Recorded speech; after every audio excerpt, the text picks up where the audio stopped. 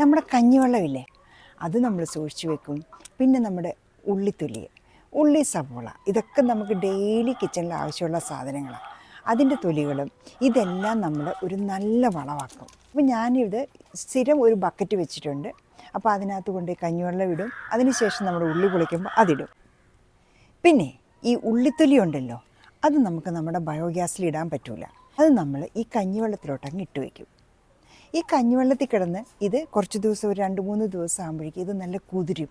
കുറച്ചൊന്ന് ശ്രദ്ധിച്ചാൽ നമുക്ക് വേണ്ട പച്ചക്കറികളുടെ വളങ്ങളെല്ലാം നമുക്ക് കിച്ചണിൽ നിന്ന് തന്നെ ഉണ്ടാക്കിയെടുക്കാൻ പറ്റും.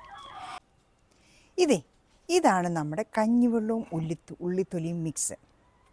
ചെറിയ ഉള്ളിയുടെ, സവോളയുടെ എല്ലാം തൊലികൾ നമ്മൾ ഇതിനകത്ത് ഇങ്ങനെ ഇട്ട് വയ്ക്കും. ഇതിപ്പോൾ ഒരു 2-3 ദിവസത്തെ ഉണ്ട്. അപ്പം ഒരു സാധനം പോലും വേസ്റ്റാക്കാതെ നമ്മളിതിനെ റീയൂസ് ചെയ്യാണ്, അതും നമ്മുടെ പച്ചക്കറികൾക്ക്.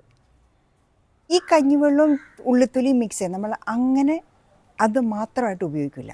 അതിൻ്റെ കൂടെ നമ്മൾ ഇതുകൂടെ ചേർക്കും. ഇത് നമ്മുടെ ചാരം, നമ്മുടെ കരികലകൾ കത്തിച്ച ചാരമാണ്. നമുക്കിവിടെ സിറ്റിയിൽ വിറക് കത്തിക്കുന്ന പരിപാടി ഇല്ലല്ലോ. അപ്പോൾ ഇത് പൊട്ടാഷിൻ്റെ കലവറയാണ്. അപ്പോൾ പിന്നെ ഇത് രണ്ടും കൂടെ മിക്സ് ചെയ്ത് കഴിയുമ്പോൾ നല്ലൊരു വളം കിട്ടുക.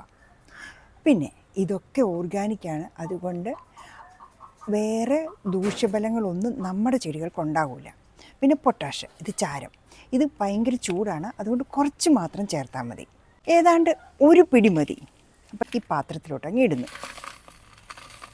നല്ല കൊഴുത്ത കഞ്ഞിവെള്ളം, ഇത് 2-3 ദിവസത്തെ കഞ്ഞിവെള്ളമാണ്. ഇത് 1 കപ്പ് എടുക്കുന്നു. 10 കപ്പ് വെള്ളം നല്ലപോലെ ഡൈല്യൂട്ട് ചെയ്യണം. ചാരം ചൂടാണേ, അതുകൊണ്ട് അത് കുറച്ച് മതി. ഇനി നമുക്ക് ഇത് ഒഴിച്ചു കൊടുക്കാം.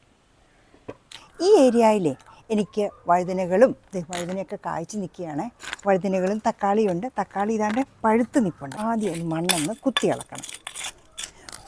ഒരു വളം ഒഴിക്കുമ്പോഴും നേരെ മൂട്ടിലോട്ട് ഒഴിക്കരുത്, കുറച്ച് ദൂരം മാറ്റി മാത്രമേ ഒഴിക്കാവുള്ളൂ. അപ്പോൾ ഈ നിലത്തായതുകൊണ്ട് എല്ലാം നമുക്ക് ഒരു പ്രാവശ്യം ഇങ്ങനെ അങ്ങ് വരഞ്ഞാൽ മതി. എന്നിട്ട് നമ്മുടെ മിക്സ് ഒന്നുകൂടെ ഒന്ന് മിക്സ് ചെയ്ത് കൊടുക്കുക. അതിനുശേഷം ഒഴിക്കുക. അപ്പം നേരെ മൂട്ടിലോട്ട് നമ്മൾ ഒഴിക്കില്ല, കുറച്ച് ദൂരം മാറ്റി. ഇതൊന്നും ഒരു ദോഷവും ചെയ്യുന്ന വളങ്ങളല്ല.